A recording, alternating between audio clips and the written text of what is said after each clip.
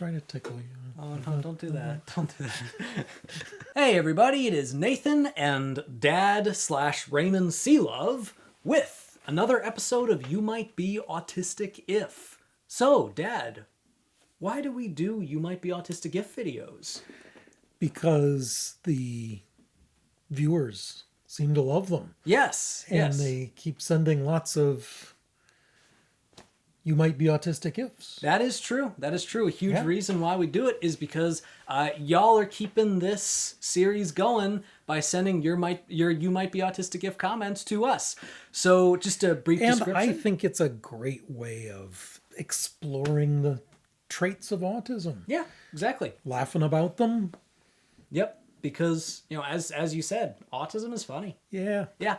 And it also gives us a good chance to demonstrate things that some of you might relate to. It might give you a chance to, maybe think about things that you do that you didn't know were because of autism. Or for those of you that don't have a diagnosis, you might see things that you relate to that might make you think, maybe I should get that checked out. Do you think anybody listens to this and thinks, wow, I'm not autistic? I'm sure some people do. Yeah. We do have the You Might Be Neurotypical If series, which... Those are fun. Those are fun. We don't have as many of those. We haven't done that for a while. We haven't. I feel like we should... It's probably time. It might be. I feel like I should definitely ask Mom to do one of those with me. If you've got a You Might Be Neurotypical If, Yeah, go put for it it. in the comments. Go for it. All right, standard disclaimer. You met one autistic. Just because you can relate to some of these doesn't mean that you are autistic, and just because you can't does not mean that you aren't. That was right. I think that was right. I'm also dyslexic. Also, if we mispronounce anybody's name, we apologize. Please feel free to give us the phonetic pronunciation in the comments. So, Maybe people just enjoy hearing us mispronounce them. I'm sure some of them do. Maybe they're punking us with their names. Yeah. All right, let's get started. Okay, here's a trove from Mealy Moy. You might be autistic if your special interest in a particular character leading to an interest in the actress that plays them means that you can date the end of the production of a film based on the birth of said actress's first child. Huh. That's very specific. It is very specific. And yet, to generalize on it, there is this autistic trait of knowing insane detail about the things that you're interested in.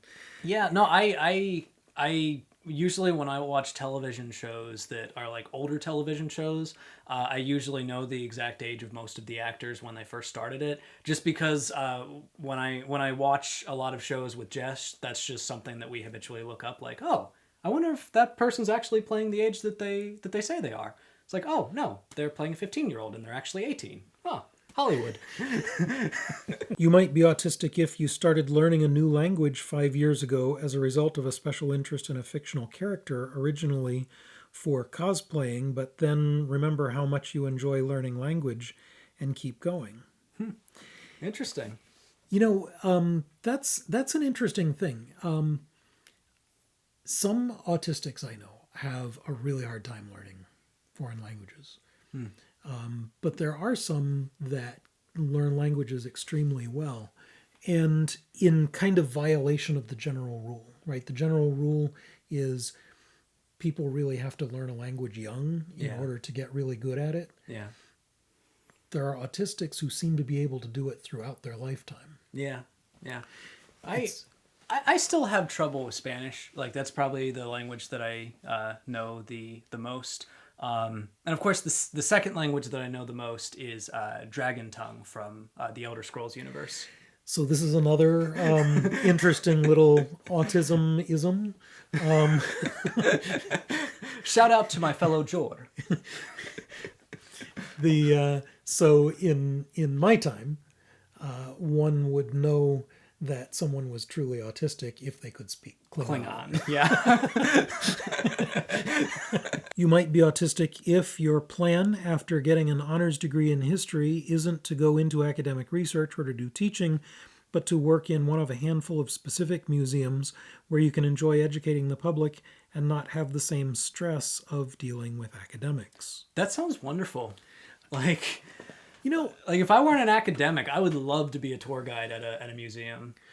I found academia to be a fairly nurturing environment Yeah. for autistics, Absolutely. but there were definitely things about it that were difficult, and it would probably be, a museum is probably even better. Yeah. Yeah, yeah, Yeah. I can Although see that. I don't know if there are a lot of communication museums, communication studies museums. I don't know if that's a thing. Well, there used to be. There was the museum in D.C. Does that still exist? I don't know. What It is was the Museum of the News Industry. Oh. That's communication with an S, not Well, communication studies. yeah, but still, you might be autistic if you love both the world of academics because of the content and hate it because of the competition and snootiness. Yeah. Yeah. I mean, it depends on where you're working at. I feel like there are some institutions that I've been at that have been more competitive than others. I feel like at my graduate institution, there was definitely a sense of like, I'm a qualitative researcher. I'm a quantitative researcher. Mine is better. No, mine is better. But it felt like most of the time when that happened, it felt like it was in good fun. It didn't really feel like people were actually, like looking down their nose at you. You might be autistic if you know you won't be having kids anytime in the next 5 years, most likely, but you still have lists of baby names you like and have had these almost the whole time you've been with your partner. Oh, God. That. Jess and I have had the names of our kids and backup names as well in case we had, we've had that since like halfway through the first year of us being together. So your partner might be autistic if your list of names doesn't put them off. Well, no, we came up with them together. Like, it didn't feel that weird. It was just kind of like, oh, yeah, Not on the first date. On your first date. I just want you to know, I've already named our children. Wasn't on the first date. You might be autistic if, similarly, you have specific names picked out for specific future pets because you like pets to have clever names and cringe at the very common and unoriginal names. Yeah, I was just watching this sketch where it was this game show to see if people were smarter than a duck, and the duck's name in it was Quackers, and I was like, come on, Quackers, that's so unoriginal. It's cute, but it's so unoriginal. Do you name dogs Barkers? Shelley and I once had a hissing cockroach that we named Wedgwood. Wedgwood after the English pottery family that was Charles Darwin married into. It was the Wedgwood fortune that made it possible for Darwin to just geek out on his studies and not have to earn a real living. That's a little bit obscure, but we are still on Mealy Moy. They gave us a large slew of these, so we really appreciate that.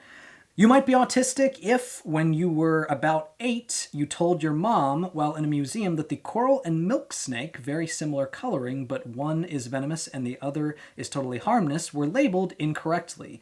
A passing curator overhears, and much to your mom's embarrassment, you tell the curator what you have seen, only for the curator to pause, look at the snakes, call another member of the department on her radio, and then have the curator agree with you, the 8-year-old, are in fact right, and the labels have been accidentally switched during the cleaning. That's great. Oh, God. That was actually one of the things... I don't think that's embarrassing. You just saved someone's ass. That was one of the things that I did specifically as a little autistic kid. Now, it wasn't in the museum that I pointed out a mistake, but I had a set of snake flashcards that I learned when I was a little kid. Yeah. And I knew coral mistakes. That's funny. I knew coral snakes versus milk snakes, and that was something I could recognize, and I remember correcting people on it. Are those the ones that it's the red touches yellow? Yeah, kill a fella? right. Yeah, that's I remember one. that. Yeah. I don't remember where I learned that one, but I do remember that rhyme. Useful knowledge. Yeah, yeah. Red touches yellow will kill a fella. You know, if only I weren't colorblind. When I see those, I can see, like, I know which one is yellow because the colors are distinct enough. You could just not touch either one. Or yeah, I could do that. Yeah. You might be autistic if you know so much more on a historical topic than the rest of your class, put double the effort, and always have lower grades than them because the way you explain things doesn't compute well. That's interesting. Like, understanding things on a deeper level can sometimes make people think that you don't understand it because you can't explain it in a way that makes sense to other people. It's like Cassandra.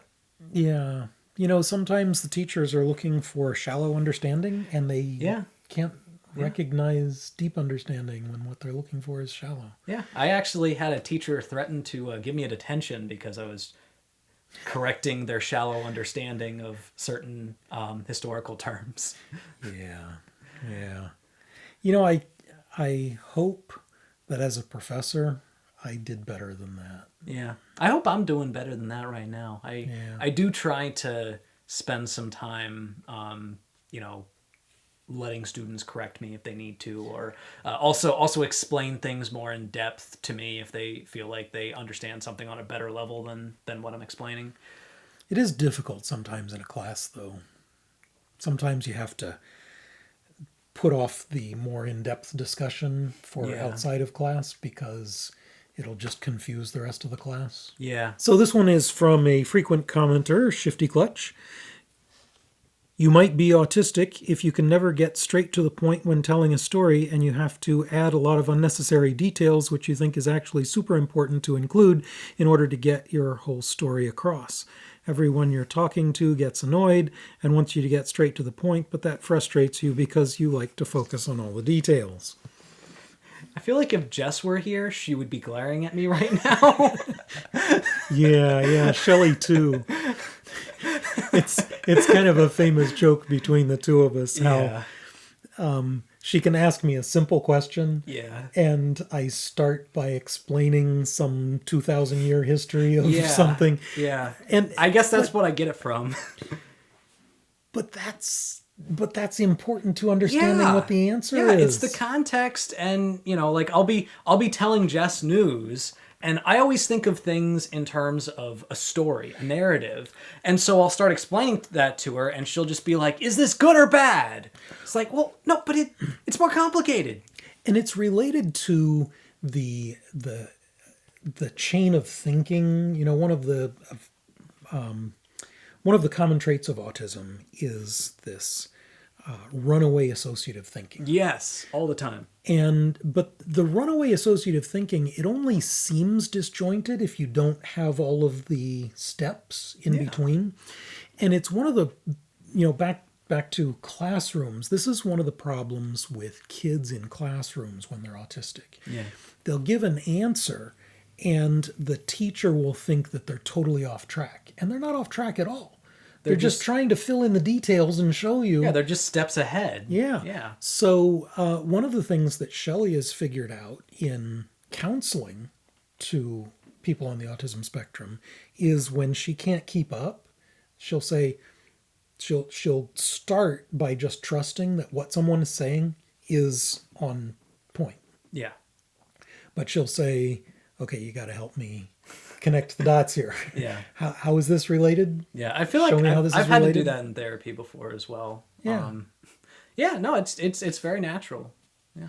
And when you're dealing with an autistic who is trying to do this, trusting that what they're saying is makes sense really to them. relevant. Yeah. That's a good approach. It probably really is relevant. And if you can't see it, you probably need more detail. All right, that is all of the ones we have time for. Dad, thanks again for joining us for this. I love doing these with you. Thanks for having me. Yep.